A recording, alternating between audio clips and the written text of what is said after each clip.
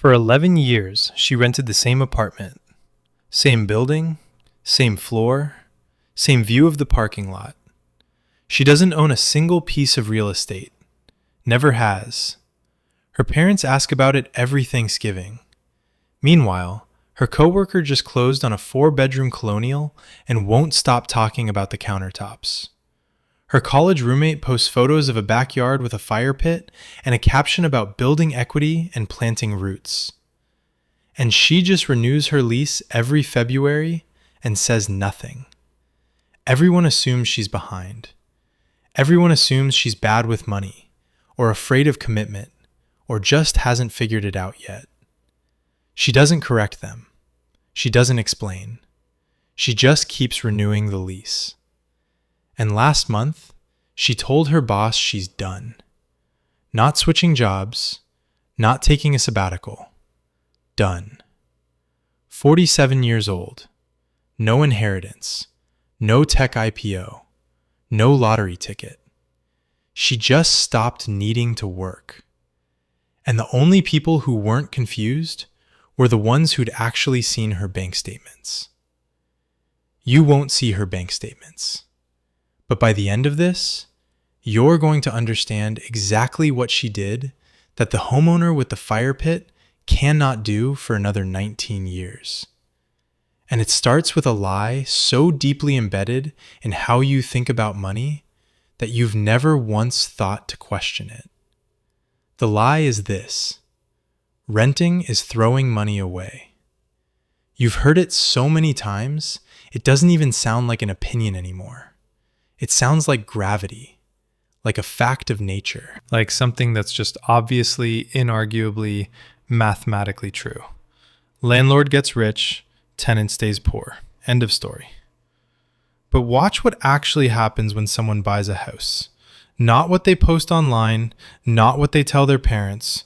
What actually happens to their money, their options, their nervous system, their ability to make decisions without fear. Because something changes the day you sign that mortgage. And it's not what the real estate agent told you would change. Before you bought the house, you had options. You could move for a better job. You could take a pay cut to do work that mattered. You could survive a layoff for 8 months without panic. You could say no to a bad boss because your expenses were low enough that walking away wasn't suicide. After you bought the house, you have a payment. The payment doesn't care if you're sick, doesn't care if your company does layoffs, doesn't care if your kid needs surgery or your marriage is falling apart or your industry is being automated out of existence. The payment is there on the first of every month, like a heartbeat you can't stop. And everything in your life starts to organize itself around making sure that heartbeat doesn't skip. That's not ownership. That's obligation wearing a very expensive costume. But here's where it gets strange, and this is the part that will sit with you longer than you want it to. Think about 2 fish tanks. Same size, same water, same temperature. In the first tank, the fish can swim anywhere, wall to wall, top to bottom, full range of motion. The water isn't special, the tank isn't luxurious, but the fish moves freely. In the second tank, there's a glass divider right down the middle. The fish can only use half the space. But here's the thing. The second tank has a little castle in it, a plastic treasure chest that opens and closes, some colored gravel. It looks better from the outside. Visitors point to the second tank and say that fish has a nicer setup. But the fish in the first tank can turn around, can move in any direction without hitting glass it didn't know was there, can use the full volume of water to stay alive if the filter breaks or the temperature drops. The fish in the second tank has decoration. The fish in the first tank has room. That's the difference between the homeowner with the fire pit and the woman who rents the apartment on the 3rd floor. It's not that one is smarter. It's that one can move and the other can't. And when the water changes, and it always changes, the one who can move survives. Now hold that image, the 2 tanks, because everything that follows is going to be about what happens when you choose room over decoration, and why the people who make that choice end up somewhere no one expected. Here's what actually happens inside your head when you buy a home. Not the day you move in. That day feels amazing. The day reality arrives. Usually about 4 months later, you start making decisions differently. Not dramatically, subtly, in ways you don't even notice until years have passed and you realize your entire life has been rearranged around a single monthly number. Your boss says something in a meeting that you know is wrong, strategically wrong, the kind of wrong that's going to cost 6 months and half a team. You know it, you feel it in your chest, and you open your mouth, and what comes out is something diplomatic, something safe, something that protects your position, because your position is no longer just your career. It's your mortgage, your property tax, your homeowner's insurance, the HVAC system that's making a noise you've been pretending not to hear, because getting it looked at might cost $3,000 you don't have liquid. You used to be the person who said the hard thing. Now you're the person who calculates the risk of saying the hard thing against the cost of being wrong about your job security. And the calculation always comes out the same way. Stay quiet, stay employed, stay current on the payment. That's not caution, that's captivity with equity. And here's what nobody tells you about that equity. You can't use it. Not really. It's sitting in the walls of your house, theoretically growing, while you can't access it without selling or borrowing against it, and adding another payment to the stack of payments that's already running your life. It's wealth you can see on a spreadsheet, but can't spend in a crisis. It's a number that goes up while your freedom goes down. Meanwhile, something very different is happening to the renter. Something invisible. Something that looks like nothing from the outside, because it doesn't have a lawn, or a mailbox, or a property tax bill. The renter's money, the money that didn't go into a down payment, the money that doesn't go into repairs, into property taxes, into insurance premiums that jump 40% because a hurricane hit a state she doesn't even live in, that money went somewhere else, somewhere boring, somewhere that doesn't photograph well, somewhere that compounds. What does it actually look like when you do the math honestly? Not the math the real estate agent shows you, not the math your parents learned in 1987 when houses cost 2 years of salary. The real math, the 2025 math. Take a house that costs $500,000. Put 10% down. That's $50,000. Your mortgage on $450,000 at 6.8% is roughly $2,900 a month. Add property taxes, $500. Insurance, $300. Maintenance, the rule is 1% of home value per year, so $417 a month. PMI, because you didn't put 20% down, another $280. Your total monthly cost of owning that house is approximately $4,400. You're not building $4,400 of equity every month. Most of that payment in the early years is interest. In year 1, you're paying roughly $25,000 in interest alone. Your equity gain in the first year is maybe $7,000. You paid $53,000 to gain $7,000. That's not building wealth. That's renting money from a bank and calling it investment. Now take the renter. She pays $2,000 a month for an apartment in the same neighborhood. Not a dump, a fine apartment. Comfortable, boring. She takes the $2,400 difference between her rent and what the homeowner pays every single month and puts it into a low-cost index fund averaging 8% annually. She also took that $50,000 that would have been the down payment and invested it on day 1.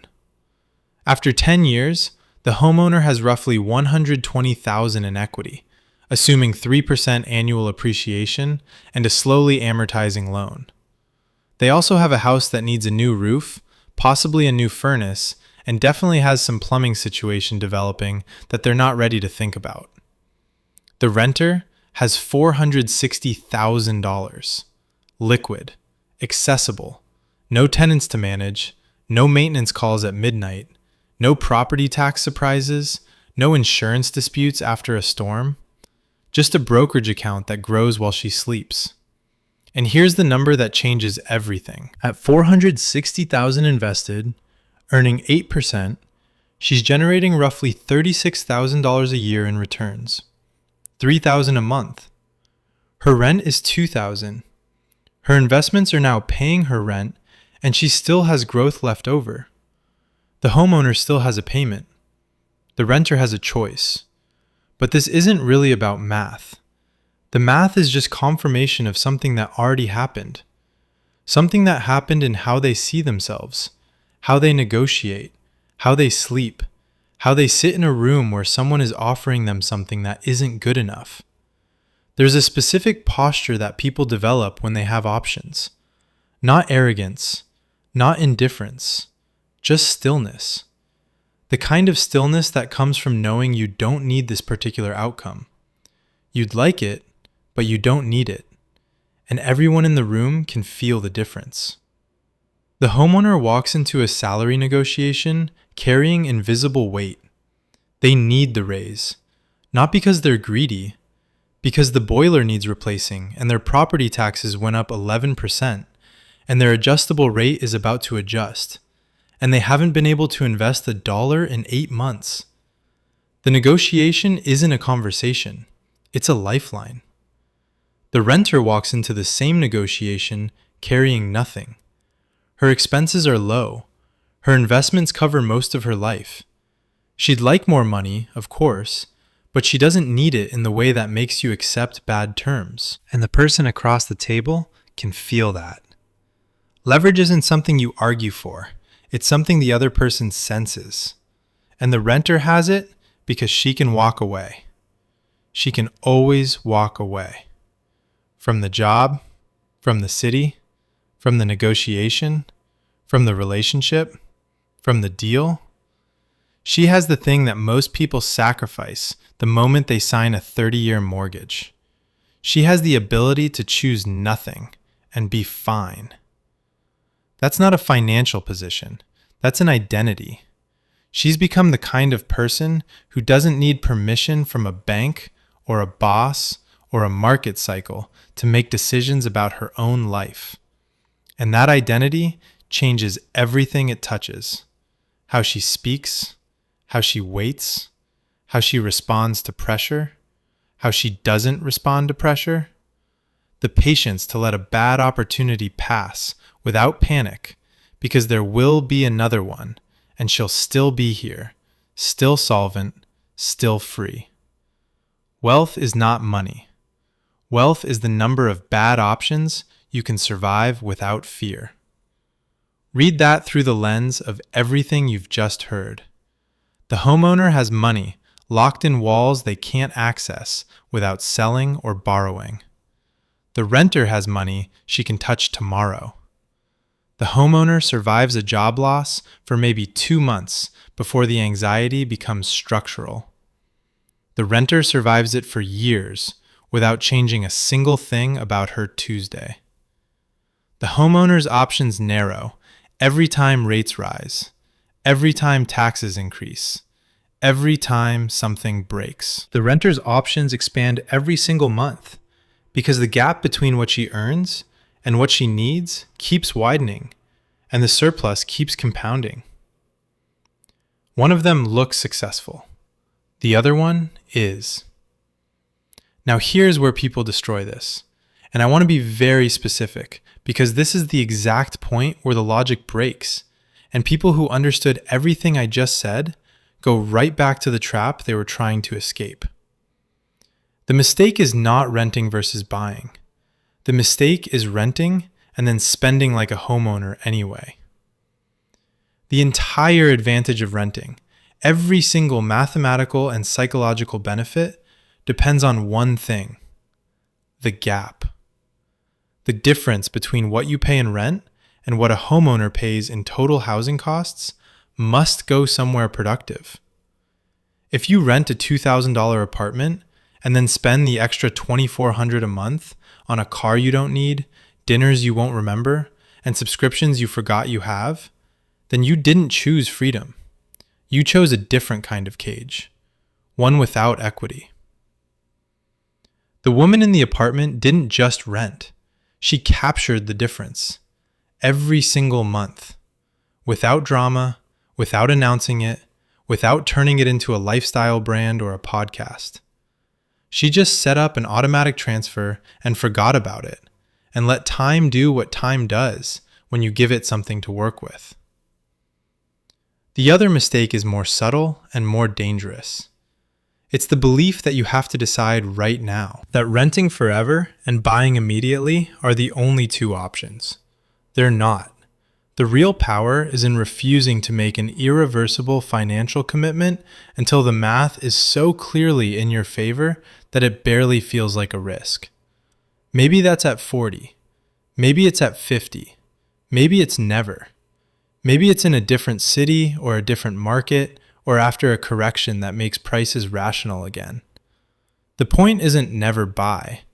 The point is never buy out of fear that you're falling behind. Because that fear, that social pressure disguised as financial wisdom, that is the thing that turns a 6-figure income into a 30-year sentence. Remember the woman from the beginning? The one who rented the same apartment for 11 years? The one everyone assumed was behind? She's out there right now. It's a Thursday. There's no alarm set. There's no meeting on the calendar. There's nothing she has to do today except whatever she decides is worth doing. In that apartment she rented, the one with the view of the parking lot, she's still in it. Same building, same floor, same lease she renews every February. But now she renews it because she wants to, not because she has to. There's no mortgage holding her in a city she's outgrown. No property tax anchoring her to a neighborhood that changed. No maintenance emergency draining the account that funds her freedom. She could move tomorrow. She could stay forever. Both options are real because neither one requires permission from a bank. Everyone who bought a house looked at her and saw someone who was losing, someone who would never build wealth, someone who didn't understand how money works. She understood exactly how money works. She just understood something else, too. Money you can't touch isn't wealth. Money that traps you isn't security.